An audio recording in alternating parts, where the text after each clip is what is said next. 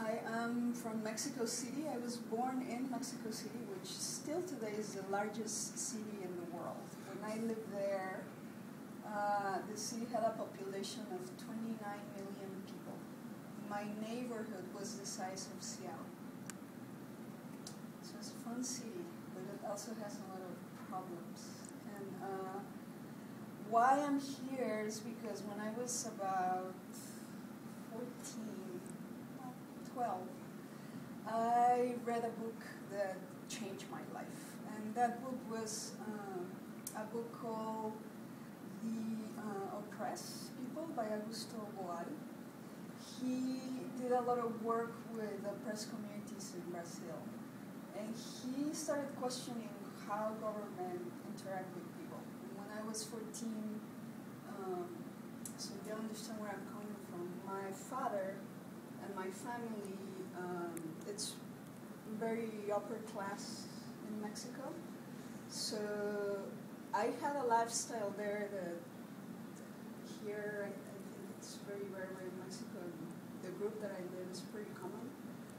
I never had to do anything in my house, like cook or wash my clothing or pick up my things. I got driven by a chauffeur to school every day since I was a kid. I had a nanny that took care of me all the time. I rarely saw my parents because they were, my dad was a diplomat and he traveled a lot. And my mom was all the time busy volunteering at this and that and the other. So I saw, I'll say, more of my nanny and other people that work at our house than my parents. But through them, I started to realize that there were some really deep differences between them and me. And the most striking thing was that I could get away with things that they could in a very life-changing way. Like I could, do things that a lot of teenagers do. Shoplifting, those kinds of things, you get in trouble, but they're kids that are in my class, you just get a slap in the hand and you get sent home. If one of the kids of the people that work at my house did that, they would probably end up in jail for the rest of their lives. And so I was trying to understand why there was a difference. They were really afraid of my father, and I couldn't understand why. And so that started to get me to read books to try to understand why was a difference in power, why they were rich people and poor people, why there was such a difference between the people that live in Mexico City. In my neighborhood, you couldn't go into where I live if you didn't know somebody that lived there.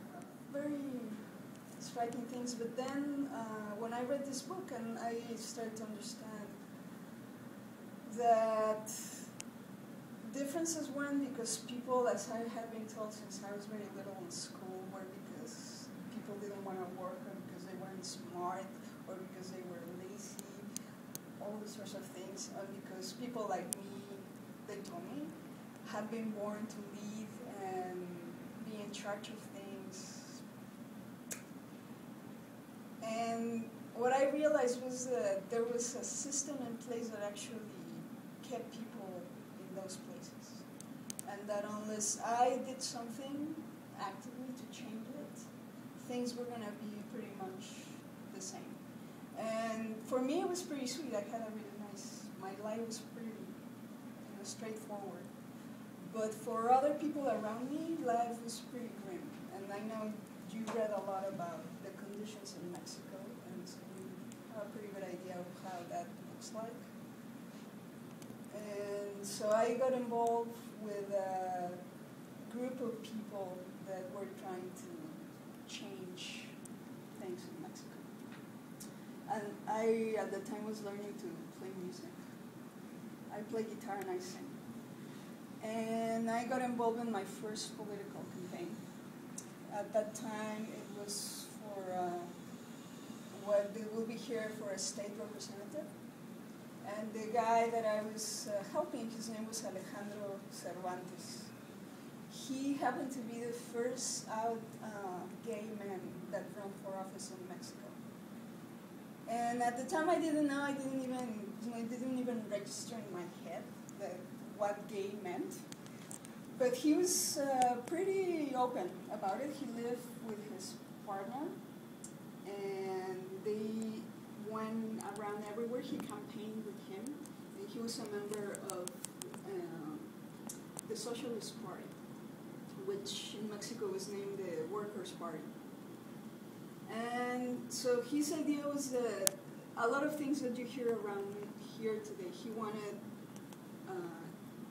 gay people, gays, lesbians, transgenders, and bisexuals to be treated equally, to be allowed to get married, to have a family, not to be fired from their jobs because of their identification, be able to have a home, be safe in their persons. Hate crimes were still a huge issue in Mexico. And so he asked me to start going with him to different neighborhoods in the city, and I would play music for him to gather people around, and then he would start talking to folks about what he was trying to do. I did that, I don't know, maybe the whole campaign was maybe 6 months, and he won. He actually won the election. And that started what I would say was the biggest change in my life. When he won, he started to get death threats at his house. And my father, because he was, so I was telling you, he was in the Mexican government, he heard that I had been working with him through his friends. So he kicked me out of the house. He told me that he was not going to have somebody live with him that was supporting that kind of people. So he just kicked me out. And Alejandro took me in. I went to live with him, I think it was like the week before my birthday in August. So I was going to turn 15. He told me that he wasn't surprised that that had happened. He told me that that was very common. I was devastated. But he told me that my life was going to be very different from then on, because I was going to have to work. I was going to have to do things for myself. And I was going to basically have to learn to live a life that I had no idea existed. So he made sure he got me a job. He helped me to keep going to school, which, you know, here, working and going to school is pretty normal. But in Mexico, things are not set up in the way that you can do those things. And usually kids don't work. You just go to school. And if your parents have money, that's like a big shame. Like, working is like, you don't do that.